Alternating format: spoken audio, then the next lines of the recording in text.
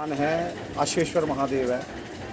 अशेश्वर महादेव का मतलब क्या है? भोलेनाथ यहाँ आस करके आए और राधा ठाकुर जी के दर्शन करने के लिए, तो यहाँ आस करके आए तो मैया ने उनको दर्शन नहीं करने दिए।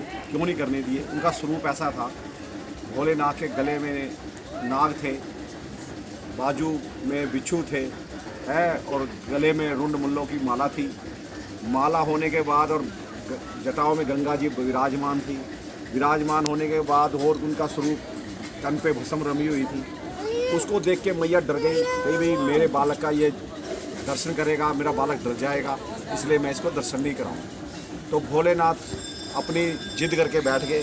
बाल हट, स्त्री हट, योगी हट, 3 हटें होती हैं। तो योगी हट ने जब कर लेता तो पूरी करके ही छोड़ता है। तो भोलेनाथ यहाँ हट करके यहाँ विराजमान हो गए, यहाँ धुनी रमा ली है। रमाने के बाद फिर क्या, ठाकुर ने एक लीला करी। ठाकुर ने लीला करी कि भोलेनाथ को दर्शन मैंने भी करने हैं और ठाकुर भोलेनाथ ने भी करने हैं, दोनों ने करने हैं एक दूसरे के।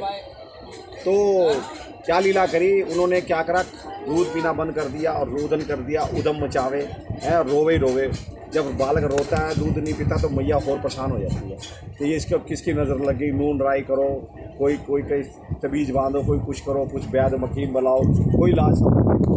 आखिर में क्या हुआ है, गोपी ने भगवान ने युक्ति गोपी के मती में डाली कि जाओ, जो भोलेनाथ जो वहाँ जो योगी बैठे हैं ना, उनको बुला के लाओ, वो ही कुछ यंत्र करेंगे और वही कोई कुछ करेंगे तो हमारा बालक सही हो जाएगा।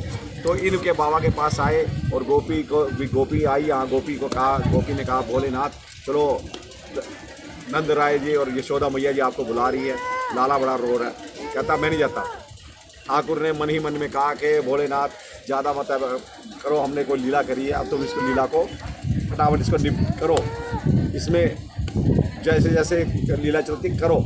तो उन्होंने फिर क्या कहा, उसकी बात को माना और वो भोलेनाथ गए।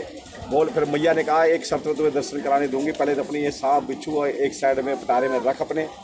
रखने के बाद जब भोलेनाथ जब वहाँ गए, उन्होंने भोलेनाथ ने अपनी जटाएं खोली और ठाकुर जी के चरण से लगाई।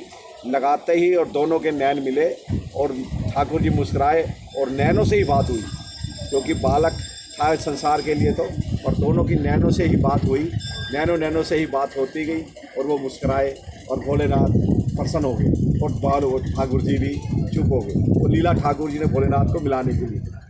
ये अशेश्वर महादेव है, ये जहाँ भोलेनाथ यहाँ विराजमान। अशेश्वर महादेव, बोलो भोलेनाथ की जय।